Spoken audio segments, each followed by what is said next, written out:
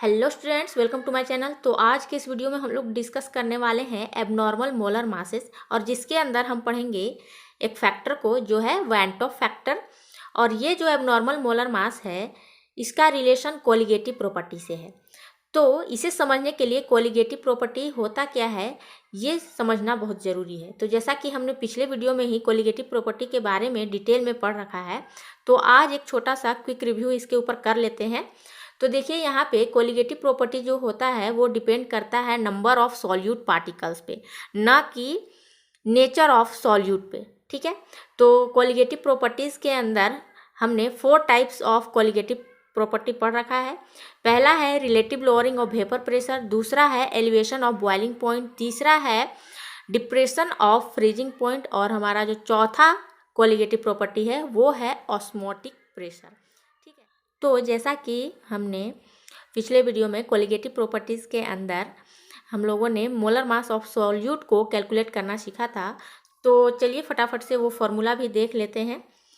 तो देखिए यहाँ पे पहला हमारा जो कोलिगेटिव प्रॉपर्टी है वो है relative lowering of vapour pressure, और इसके माध्यम से हम लोगों ने मोलर मास ऑफ सॉल्यूट को कैलकुलेट करना सीखा था।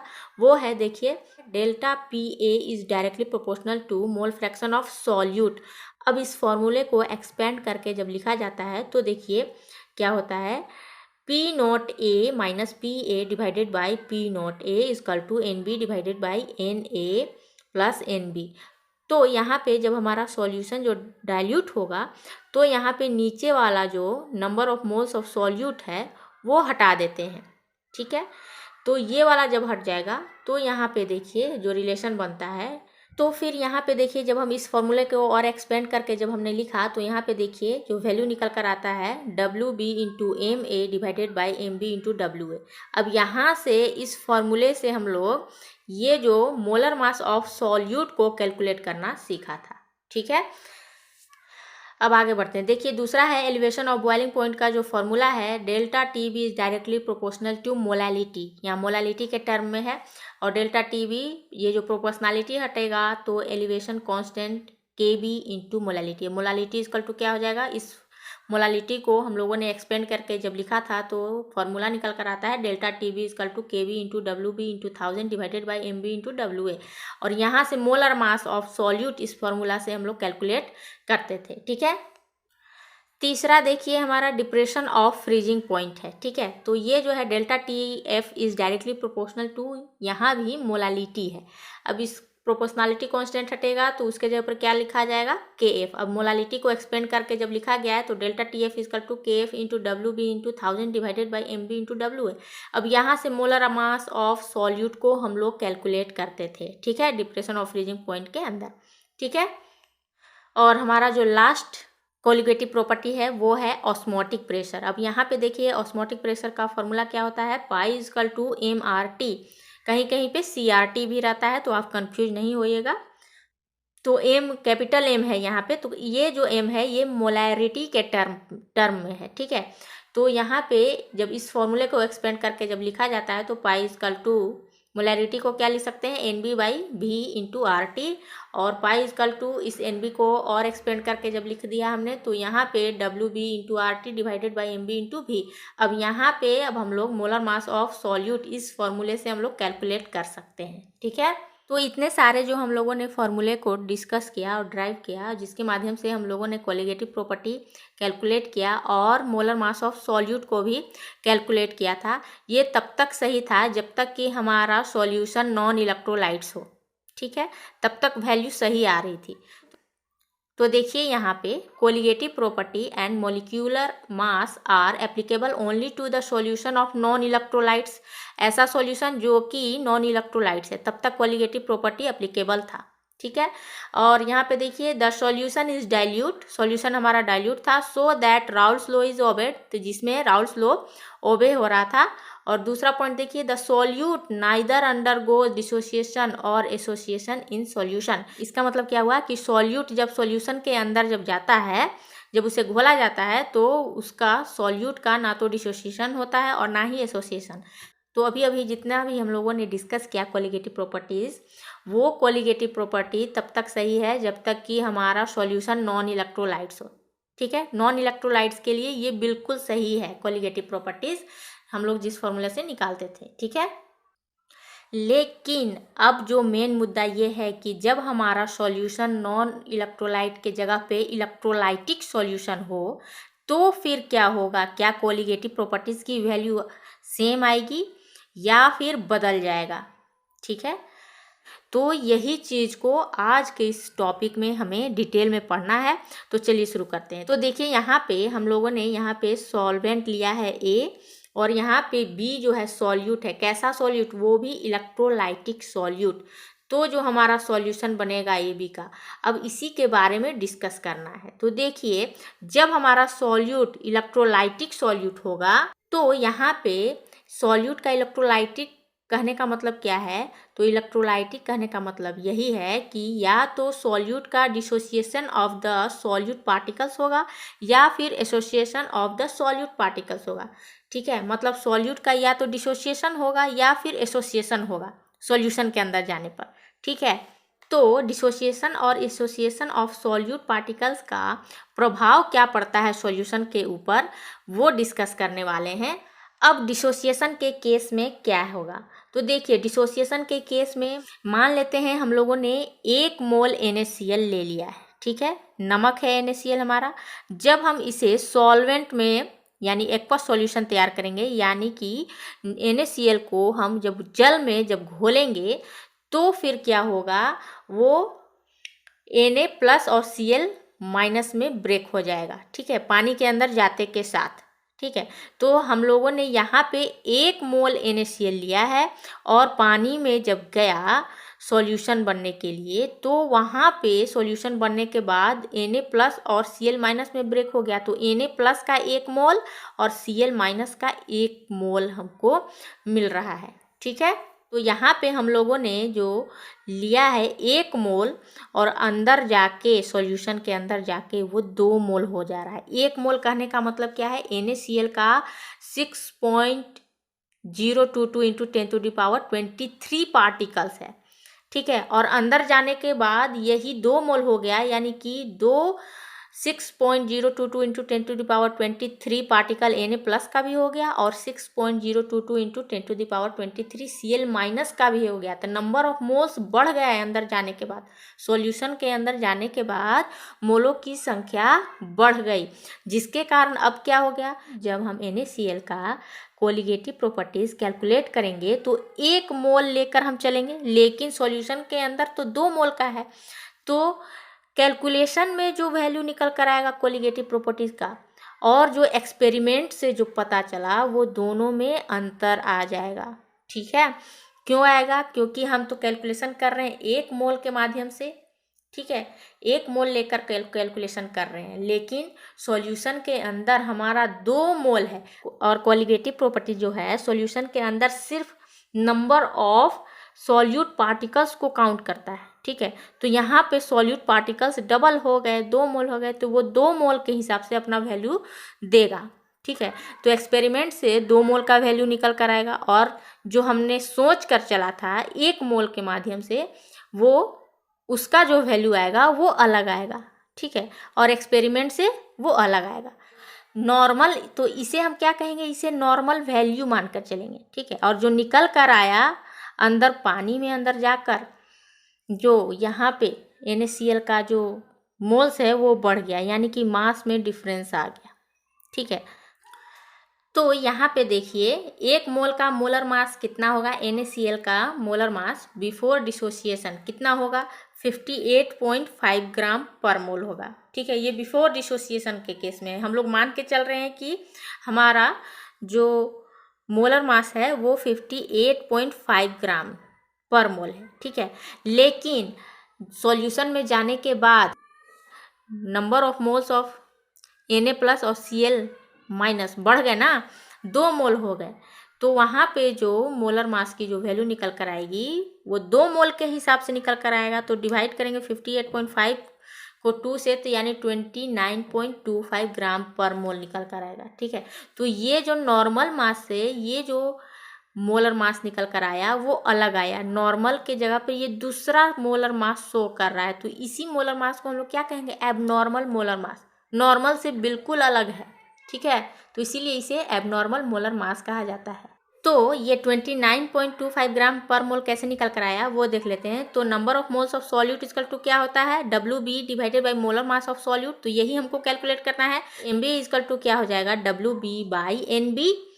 तो मास ऑफ सॉल्यूट कितना है 58.5 divided by number of moles after dissociation कितना हो गया, 2 हो गया। तो 2 से ना डिवाइड करेंगे, तो जब आप 2 से इसे डिवाइड करेंगे तो 29.25 ग्राम पर मोल निकल कर आता है, ठीक है। तो ये जो अंतर हुआ, कहाँ हम लोग सोच के चल रहे थे कि 58.5 ग्राम पर मोल होगा, ठीक है, लेकिन और जो मोलर मास निकल कर आया हमारा वो 29.25 ग्राम पर मोल, ठीक है। एकदम बिल्कुल अलग है एक दूसरा से, ठीक है। जितना हम सोच के चल रहे थे उससे बिल्कुल अलग। तो इसीलिए इस प्रकार के मोलर मास को हम लोग एबनॉर्मल मोलर मास कहते हैं। अब हम लोग डिसोसिएशन के अंदर इसे और डिटेल में पढ़ेंगे, ये कोलिगेटिव प्रॉपर्टीज़ में कैसे डिफ़र करता है। तो देखिए यहाँ पे देखिए, मान लेते हैं 1 mole NaCl dissolves in 1 kg of water, find elevation of boiling point. हमें elevation of boiling point calculate करना है। NaCl हमारा कैसा है सॉल्यूट, वो है इलेक्ट्रोलाइटिक सॉल्यूट। तो ठीक है, तो delta TB equal to KB into molality. अब इसको और एक्सपेंड करके लिख देंगे, तो NB divided by mass of solvent in kg, ठीक है। तो KB into number of moles कितना दिया गया है, 1 मोल NaCl का, तो यहाँ पे 1 मोल लिख देंगे। और मास ऑफ सॉल्वेंट कितना है, 1 kg है, तो 1 kg यहाँ पे 1 से डिवाइड करेंगे, ठीक है। और एलिवेशन कांस्टेंट की जो वैल्यू होती है जल के लिए वो होता है 0.52 केल्विन kg पर मोल। अब देखिए यूनिट कैंसिल आउट हो जाएगा, ये kg ये पर kg से कैंसिल आउट हो गया, ये पर मोल ये मोल से कैंसिल आउट हो गया। तो हमारा डेल्टा TB की जो वैल्यू है आती है वो है 0.52 केल्विन। ये किसका केस है, ये बिफोर डिसोसिएशन। जैसा कि हम मान के चल रहे थे कि 1 मोल NaCl हमने लिया है, तो उस हिसाब से एलिवेशन ऑफ बॉइलिंग पॉइंट का जो वैल्यू निकल कर आना चाहिए वो 0.52 केल्विन आना चाहिए, ठीक है। ये बिफोर डिसोसिएशन का केस है, ठीक है। लेकिन जैसे ही हमने उसका सॉल्यूशन तैयार किया तो हमें क्या पता था कि ये 1 मोल के जगह पे 2 मोल हो जाएगा, ठीक है, NaCl का। तो NaCl 1 मोल लेके चले तो आफ्टर डिसोसिएशन एक Na प्लस का 1 मोल आ जाएगा और Cl माइनस का 1 मोल, तो टोटल यहाँ पे 2 मोल हो गए। तो वैल्यू जब हम फाइंड करेंगे एलिवेशन कांस्टेंट के, तो 2 मोल के हिसाब से डेल्टा TB इक्वल टू क्या हो जाएगा, KB into NB divided by mass of solvent in kg, ठीक है। तो NB अब यहाँ पे number of moles of solute कितना हो गया, 2, और 2 को 1 kg से जब डिवाइड करेंगे तो यहाँ 2 ही आएगा, ठीक है। फिर जब आप इसे सॉल्व करेंगे तो डेल्टा TB की जो वैल्यू आएगी, इसे मल्टीप्लाई करने के बाद 1.04 केल्विन आ जाएगा, ये आफ्टर डिसोसिएशन, ठीक है। तो कोलिगेटिव प्रॉपर्टीज़ का वैल्यू भी चेंज हो गया, ठीक है। Number of moles of solute के पार्टिकल जब बदल गए तो कोलिगेटिव प्रॉपर्टी की वैल्यू भी बदल जाएगी, ठीक है। तो यहाँ पे देखिए एबनॉर्मल मोलर मास क्या होता है, such a molar mass that is either lower or higher than the expected or normal value is called as abnormal molar mass, ठीक है। एबनॉर्मल मोलर मास क्या है, तो वैसा मास जो कि नॉर्मल मास से या तो ज़्यादा होगा या उससे कम वैल्यू आएगा, ठीक है। तो उसी को हम लोग क्या कहते हैं, एबनॉर्मल मोलर मास कहा जाता है, ठीक है। तो जब हम कोलिगेटिव प्रॉपर्टीज़ के माध्यम से जब हम कैलकुलेशन कर रहे थे इलेक्ट्रोलाइटिक सॉल्यूशन का, तो अब जो वैल्यू आ रही है वो बिल्कुल अलग आ रहा है, यानी गलत वैल्यू आ रहा है। तो उसी चीज़ को, इसी गड़बड़ी को ठीक करने के लिए वांटोफ ने 1880 ईस्वी में एक फैक्टर को इंट्रोड्यूस किया गया जिसे वैंटोफ फैक्टर कहा जाता है, जिसे स्मॉल आई से रिप्रेजेंट किया जाता है। तो वैंटोफ फैक्टर क्या है वो देख लीजिए। Van't Hoff factor is the ratio between the actual concentration of particles produced when the substance as calculated from its mass. तो यहाँ पे देखिए आई इक्वल टू क्या हो जाएगा, normal molar mass divided by abnormal molar mass, और इसे दूसरे शब्दों में कहा जाए तो observed colligative property divided by calculated colligative property, और total number of moles of solute after association और dissociation divided by number of moles of solute before dissociation, और एसोसिएशन। ठीक है, ये 3 तरीके का फॉर्मूला है। आप कोई सा भी वैल्यू से फाइंड करेंगे, वैल्यू एक ही आएगी। ठीक है, तो फिर वेंटोम ने क्या किया, van't Hoff factor modifies the equation for colligative properties as follows. देखिए, तो वेंटो फैक्टर ने फिर कोलिगेटिव प्रॉपर्टीज का इक्वेशन को मॉडिफाई कर दिया। तो देखिए, अब जो वैल्यू निकल कर आएगा वो देखिए, relative lowering of vapour pressure के अंदर देखिए, P not A minus P A divided by P not A is equal to I into, यानी वेंटो फैक्टर को मल्टीप्लाई कर दिया गया, I into N B divided by N A. ठीक है, और दूसरा है हमारा colligative property elevation of boiling point को देखिए यहाँ पे कैसे मॉडिफाई किया, तो delta T B is equal to I into के बी इंटू मोलैलिटी। थर्ड है डिप्रेशन ऑफ फ्रीजिंग पॉइंट, तो delta T F is equal to I into K F into molality. और फोर्थ है ऑस्मोटिक प्रेशर, तो pi is equal to I into M R T, यानी कि जितने भी कोलिगेटिव प्रॉपर्टी है उन सभी को मॉडिफाई कर दिया वेंटो फैक्टर ने, जो कि सभी में आई से मल्टीप्लाई कर दिया गया। ठीक है, सभी इक्वेशन के अंदर आई से मल्टीप्लाई कर दिया गया।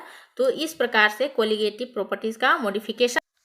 तो चलिए, अब जो हम लोगों ने कोलिगेटिव प्रॉपर्टीज़ का जो मॉडिफिकेशन किया गया, अब उसी फॉर्मूला पे बैठा के देख लेते हैं। तो देखिए यहाँ पे जो डेल्टा टीवी की जो वैल्यू निकल कर आई थी NaCl की, वो था बिफोर डिसोसिएशन का 0.52 केल्विन, और आफ्टर डिसोसिएशन कोलिगेटिव प्रॉपर्टीज़ की जो वैल्यू निकल कर आई 1.04 केल्विन। ठीक है, अब इसी वैल्यू को लेकर चलते हैं। तो यहाँ पे देखिए, वेंटो फैक्टर इजकल टू क्या हो जाएगा, observe colligative property divided by calculated colligative property. तो हम लोगों ने एक्सपेरिमेंट से क्या ऑब्जर्व किया है वो देखिए, 1.04 केल्विन, और जो हम लोगों ने कैलकुलेशन करके निकाला वैल्यू को, वो कितना था, 0.52 केल्विन। जब आप इसे सॉल्व करेंगे, ये केल्विन से केल्विन कट जाएगा, जब इसे आप सॉल्व करेंगे तो यहाँ पे जो वेंटो फैक्टर की जो वैल्यू निकल कर आएगी वो आएगी 2।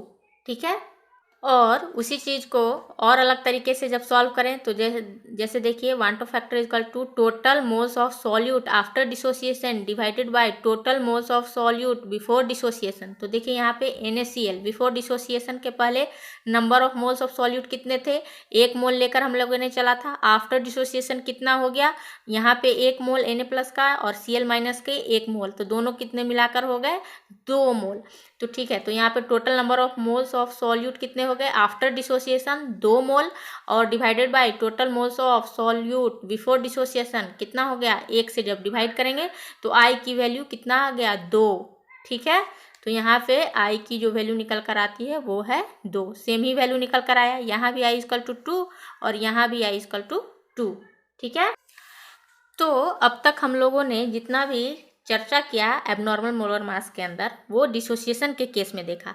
अब एसोसिएशन के केस में क्या होगा कि यहाँ पे देखिए, मान लेते हैं हम लोगों ने एसिटिक एसिड लिया, यहाँ पे एसिटिक एसिड को हम लोगों ने 2 मोल लिया है। ठीक है, और जब ये सॉल्यूशन के अंदर जब जाएगा तो ये 2 मोल 1 मोल बन जाता है। ठीक है, यहाँ पे सॉल्यूशन में जाने के बाद यहाँ पे ये 1 मोल हो गए। यहाँ के अंदर क्या था, बिफोर एसोसिएशन 2 मोल हम लोगों ने सोच कर डाला था, और कैलकुलेशन भी हम लोग कोलिगेटिव प्रॉपर्टीज़ के अंदर करेंगे 2 मोल के हिसाब से ही। लेकिन एक्सपेरिमेंट करके पता चला कि यहाँ सॉल्यूशन के अंदर जाने के बाद ये जो सॉल्यूट है वो 1 मोल बन गया, यानी कि वो जुड़ गया, एक दूसरे में आपस में ही जुड़कर 1 मोल बना ली। अब ये जुड़ेगा कैसे वो देख लेते हैं। देखिए यहाँ पे 2 एसिटिक एसिड है, तो देखिए यहाँ पे CH3CO, और यहाँ पे एक बॉन्ड के साथ OH लगेगा, और इधर भी CH3 डबल बॉन्ड O, यहाँ पे देखिए OH। अब यहाँ पे ये वाला जो ऑक्सीजन है इस हाइड्रोजन के साथ यहाँ पे हाइड्रोजन बॉन्ड बना लेगा, और यहाँ पे OH जो है, यहाँ पे जो हाइड्रोजन है और यहाँ पे जो ऑक्सीजन है, ये दोनों के बीच हाइड्रोजन बॉन्ड, तो हाइड्रोजन बॉन्ड के साथ ये दोनों मॉलिक्यूल जो हो गए एसिटिक एसिड का जुड़ गया। अब 2 मॉलिक्यूल जब जुड़ के 1 हो गए तो number of moles of solute की संख्या क्या हो जाएगी, घट जाएगी। और डिसोसिएशन के केस में क्या हो रहा था, बढ़ जा रहा था, और यहाँ पे जस्ट उल्टा हो जा रहा है, यहाँ पे बढ़ने की जगह पर ये घट जा रहा है। एसोसिएशन के केस में मतलब घट जा रहा है, यानी कि 2 मॉलिक्यूल जुड़कर 1 हो गए, यानी डाइमर बना लिया यहाँ पे। ठीक है, अगर 3 मॉलिक्यूल जुड़कर 1 होगा तो वहाँ पे ट्राइमर बन जाएगा। ठीक है, तो यहाँ पर वांटो फैक्टर की वैल्यू क्या हो जाएगी, number of moles of solute after association divided by number of moles of solute before association. मतलब कि यहाँ पे आफ्टर एसोसिएशन कितना है, 1 मोल हो गया, ठीक है। और यहाँ पे बिफोर एसोसिएशन कितना मोल्स था सॉल्यूट का, 2 मोल था। जब आप इसे सॉल्व करेंगे तो यहाँ पे 0.5 आएगा, ठीक है। और एक और चीज़ ऑब्जर्व करने वाली बात है कि एसोसिएशन के केस में हमेशा आई की जो वैल्यू आएगी वो हमेशा 1 से कम आता है, और डिसोसिएशन के केस में आई की जो वैल्यू आएगी वो हमेशा 1 से ज़्यादा आएगा, ठीक है। तो यहाँ पे देखिए डिसोसिएशन के केस में 1 से ज़्यादा आ रहा है, ठीक है, आई की वैल्यू। तो हम लोग कह सकते हैं कि एसोसिएशन के केस में वांटो फैक्टर की जो वैल्यू आएगी वो हमेशा 1 से कम आएगी, और डिसोसिएशन के केस में आई की जो वैल्यू है हमेशा 1 से ज़्यादा आएगा। और जब एसोसिएशन और डिसोसिएशन नहीं होगा तो वहाँ पे आई की वैल्यू 1 रहती है, ठीक है। यानी कि नॉन इलेक्ट्रोलाइट सॉल्यूशन के अंदर बात कही जा रही है, तो वहाँ पे आई की वैल्यू 1 होगी, ठीक है। तो इस प्रकार से हम लोगों ने जाना समझा कि एबनॉर्मल मोलर मासेस के अंदर जब सॉल्यूट का डिसोसिएशन होता है तो डिसोसिएशन होने के बाद नंबर ऑफ मोल्स सॉल्यूट के बढ़ जाते हैं, जिसके कारण जब number of moles of solute बढ़ जाता है तो कोलिगेटिव प्रॉपर्टीज़ की वैल्यू भी बढ़ जाती है। और जब एसोसिएशन के केस में क्या होता है, number of moles of solute घट जाता है, जिसके कारण कोलिगेटिव प्रॉपर्टीज़ की वैल्यू भी घट जाती है, ठीक है। तो आज के इस वीडियो में बस इतना ही, मिलते हैं नेक्स्ट वीडियो में, तब तक के लिए goodbye, take care, thank you.